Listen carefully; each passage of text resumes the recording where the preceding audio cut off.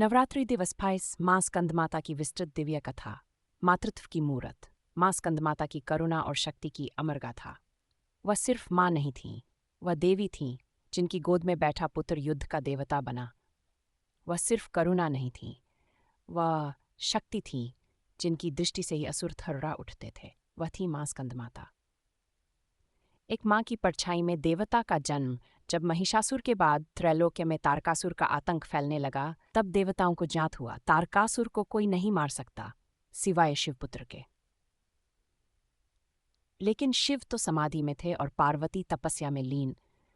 हजारों वर्षों की तपस्या के बाद पार्वती ने कार्तिकीय स्कंद को जन्म दिया और तभी एक माँ देवी बन गई।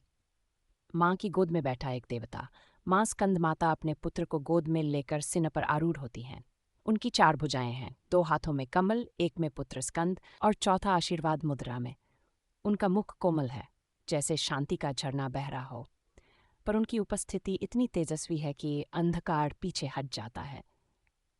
सिन्हा करुणा की रक्षा में शक्ति। माँ स्कंदमाता का वाहन सिन्हा है, जो दर्शाता है कि मातृत्व कमजोर नहीं होता। वह संकोच नहीं करती। यदि कोई उनके पुत्र या भक्त पर संकट लाए तो वही माँ चंडी का रूप भी धारण कर सकती हैं। माँ स्कंदमाता के रूप की विशेषता, वह कमलासन पर विराजती हैं, इसलिए उन्हें पद्मासना देवी भी कहते हैं। उनके मुख पर असीम ममता, पर आंखों में सजगता की चमक होती है।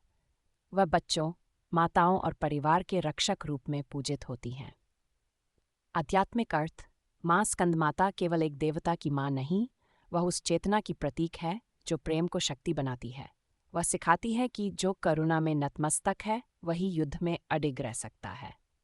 उनकी उपासना से मूलाधार से लेकर विशुद्ध चक्र तक की ऊर्जा सक्रिय होती है।